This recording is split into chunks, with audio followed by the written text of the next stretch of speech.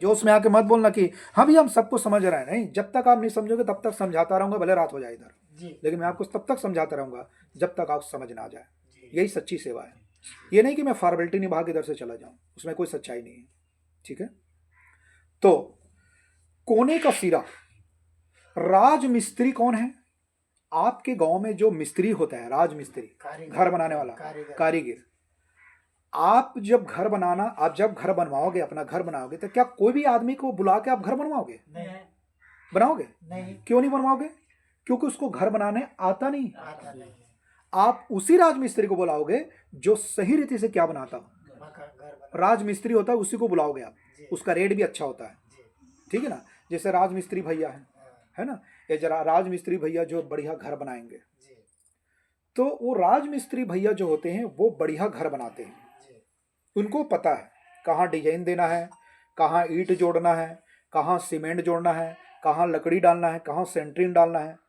तो वो राजमिस्त्री को पता होता है, और वो एक बढ़िया मस्त जो है एक अच्छा घर तैयार कर सकता है, डिजाइनर घर तैयार कर सकता है, क्योंकि वो राजमिस्त्री है ना। सही है नहीं?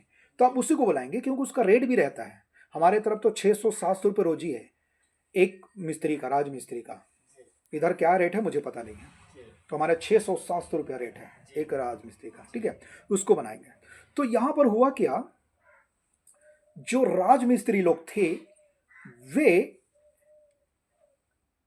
यीशु मसीह को क्या जाना? तुच्छ जाना। ठीक है। और वो कोने का सिरे के क्या बन गया? पत्थर बन गया, है ना। तो मैं आपको समझाना चाहता हूं, राजमिस्त्री कौन था उस समय के लोगों में? ये उपमा भाषा शैली दिया है मुझे और आपको समझाने के लिए। उस समय के लोगों के हिसाब से हमको एक दृष्टांत उपमा भाषा शैली का शब्द है। राजमिस्त्री कौन है? यहूदी, फरीसी, शास्त्री लोग क्या है? राजमिस्त्री है। क्योंकि यीशु मसीह उन्हीं के लिए सबसे पहले आया था, क्योंकि अपना परिचय इजरायली को दिया था। इजरायली के द्वारा पूरे संसार के मनुष्य जाति को बचाने के लिए यीशु मसीह आया था। ठीक है। लेकिन उनके ही मतलब यीशु मसीह के ही खास लोग, यहूदी, फरीसी, शास्त्री लोग ही यीशु मसीह को क्या किया? तुच्छ जाना, बदनाम किया, उनको दोष लगाए। समझ में आया? तो वो है राजमिस्त्री, यहूदी, फरीसी लोग। तो यीशु मसीह क्या है? पत्थर है। तो कोने का क्या बन गया? नासरत, मतलब कोने का सिरे का पत्थर बन गया वो। तो मुझे बता, एक राजमिस्त्री जो होता है जब घर बनाता है, जो नींव डालता है, तो सबसे पहले कोने में एक क्या डालता है? एक ईंट डालता है या पत्थर डालता है, उसमें एक धागा डालता है, और धागा के बाद ईंट चढ़ाता है, तब घर बनता है, ये दीवार बनता है। समझ रहे हैं? तो पहले क्या डालता है कोना में? पत्थर डालता है। बेटा गिर गया उधर। तो वो कोना में ना एक पत्थर, एक ईंट डालता है और धागा डाल के उसमें ईंट का जोड़ाई करता है। तो कोने का जो पत्थर है वो कोई और नहीं है, वो स्वयं सृष्टिकर्ता परमेश्वर यीशु मसीह है। कौन है? सृष्टिकर्ता यीशु मसीह। और हम जो उस पर अपने पापों से जो सच्चे मन के साथ जो मन फिराते हैं, अब इसको तो सरल एकदम आम, इतना सरल नहीं है कि जो मैं समझा रहा हूं आपको समझ जाए। मैं आपको समझाना चाहता हूं। आज हमारे पाप की वजह से हमारा मन इतना कठोर है, हमारा हृदय कठोर है, कि कभी भी हम ये नहीं समझते कि हम पापी हो ही नहीं सकते। हम इतना सुंदर कपड़ा पहनते हैं, रोज पाठ पूजा करते हैं, हम दूसरों को दान पुण्य करते हैं, हम भला काम करते हैं, तो हम पापी कैसे? तो मैं आपको बताता हूं पाप क्या है। आपके हिसाब से पाप की परिभाषा क्या हो सकती है? बताइए आप लोग अपने हिसाब से बताइए, पाप की परिभाषा क्या है? पाप की परिभाषा तो पाप की परिभाषा क्या है आपके हिसाब से? इस पाप को चोरी करना, मारना। लेकिन लोग तो उनको नहीं, अभी जाओ ना आप, ये तो ये मतलब अपने पैर को गली में डालो, अब वहां जाकर आप देख सकते हो हर व्यक्ति के मुंह से तो पाप निकल रहा है। गाली बक रहा ना हर व्यक्ति। फिर वो गुटखा देखे, गुटखा, दारू पी रहे हैं, बीड़ी पी रहे हैं, सिगरेट पी रहे हैं, ये सब परमेश्वर की दृष्टि में क्या है? लेकिन मनुष्य की दृष्टि में क्या है? फैशन। मनुष्य की दृष्टि में क्या है? फैशन। आम बात है, समाज परिवार, अरे ये सब चलता है, आपके लिए चलता है भाई, लेकिन जिसने आपको बनाया वो नहीं चलता, इसलिए तो आपका गाड़ी रुक गया है चलने के बजाय, इसलिए आपका गाड़ी रुक गया है।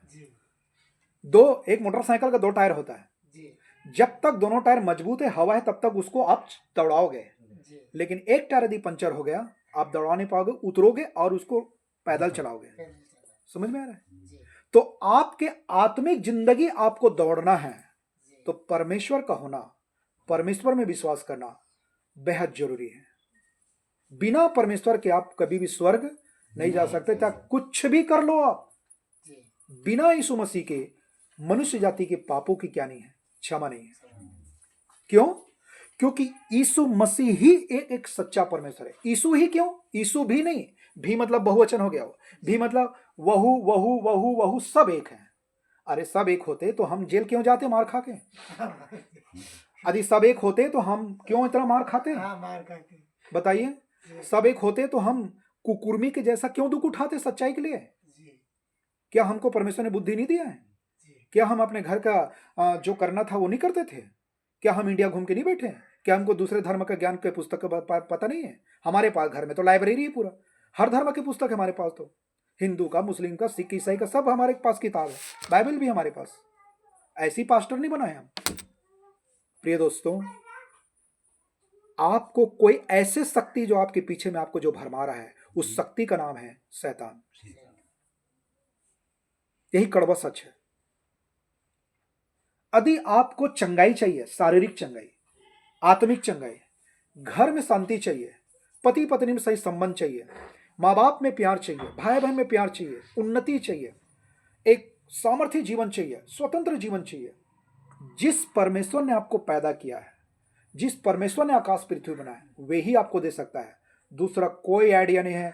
बाकी सब ठग विद्या है, बाकी सब लुटेरा है, सब आपको उल्लू बनाए, सब पैसा लुटेरा है। समझ में आया आपको?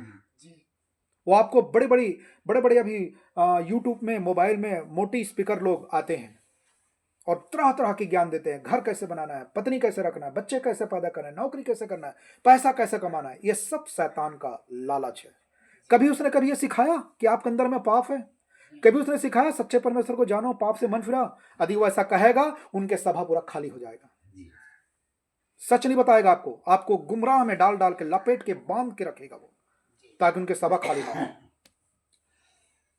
शैतान पिक्चर के द्वारा, नशक द्वारा, हीरो हीरोइन के द्वारा, फैसिलिटी के द्वारा, लड़की के द्वारा, लड़का के द्वारा, पैसा के द्वारा, शैतान मुझे और आपको गिराता है। आज कुत्ता के सामने रोटी देते हैं, पता है आपको? कुत्ता के सामने कुत्ता दौड़ के आता है रोटी के। शैतान भी हमारे सामने ऐसा कोई चीज को रखता है ताकि हम उसमें क्या हो जाए, फंस जाए।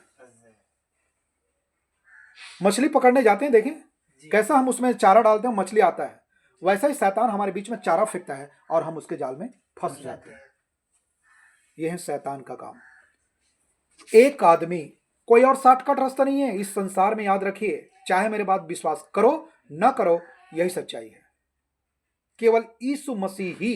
एक बात और बता दूं, यीशु मसीह ईसाइयों का परमेश्वर नहीं है। मैं फिर से बता रहा हूं, यीशु मसीह केवल ईसाइयों का परमेश्वर है, तो वो फिर ईश्वर नहीं हो सकता। समझ में आया? वो ईश्वर नहीं हो सकता, फिर वो ठग वाला है। फिर वो यीशु मसीह पूरे वर्ल्ड का परमेश्वर है, पूरे मानव जाति का परमेश्वर है, सभी धर्म के लोगों का परमेश्वर है। ये जितने भी धर्म रीति रिवाज बनाए ना, वो पापी मनुष्य ने बनाया है, अपने फायदे, अपने स्वार्थ के लिए। प्रिय दोस्तों, वचन में लिखा है किसी दूसरे के द्वारा उद्धार नहीं है, केवल यीशु मसीह द्वारा उद्धार है। यही सच है। जब तक आपकी पाप क्षमा नहीं होगा, कभी भी आपके अंदर में आनंद और शांति नहीं आ सकता। चाहे पूरे भारत के आपके पास संपत्ति हो, लेकिन आपके अंदर में कभी आनंद और शांति नहीं आ सकता। क्योंकि जिस परमेश्वर ने हृदय बनाया अपने रहने के लिए, यदि वो परमेश्वर हमारे हृदय में नहीं है, तो हम दूसरे चीज को इस हृदय में फिट नहीं कर सकते। यदि इस हृदय में मैं पत्नी फिट कर दूं, लड़की ला लूं, पैसा ला लूं, संसार की कोई दौलत ला लूं, यदि प्रभु नहीं है तो मैं चैन से नहीं जी पाऊंगा। परमेश्वर के जगह में परमेश्वर ही रहता है, तभी शोभा देता है। आमीन।